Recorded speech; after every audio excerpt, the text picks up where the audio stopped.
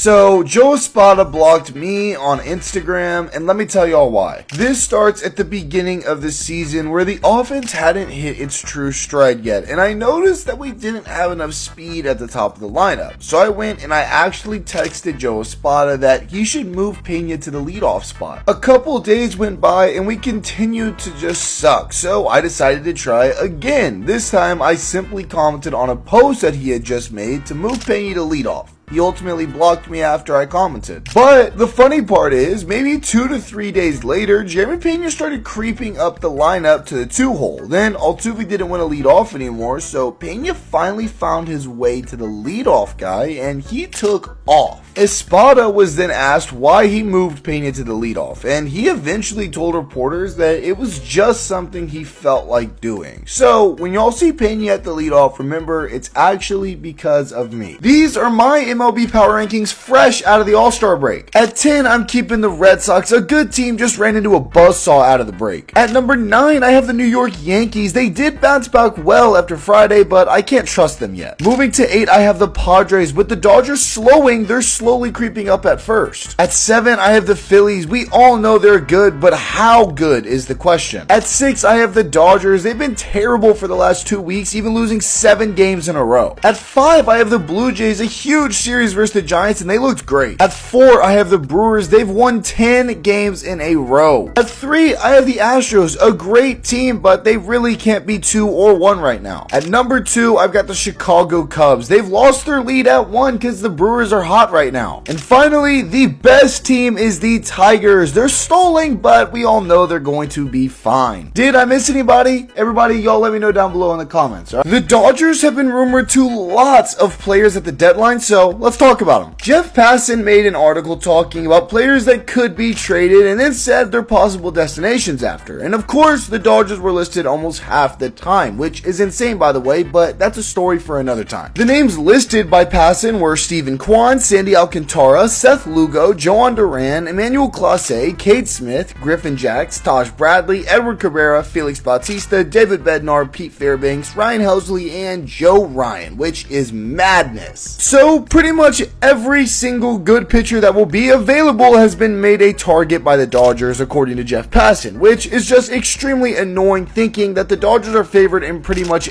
everything by media. Do the Dodgers make some splashes? Of course they do, and they always will, but they won't get Joe Ryan or Emmanuel Clase. Like, let's be serious, guys. But of course, I want to hear from y'all. What do y'all think the Dodgers do at the deadline? Let me know.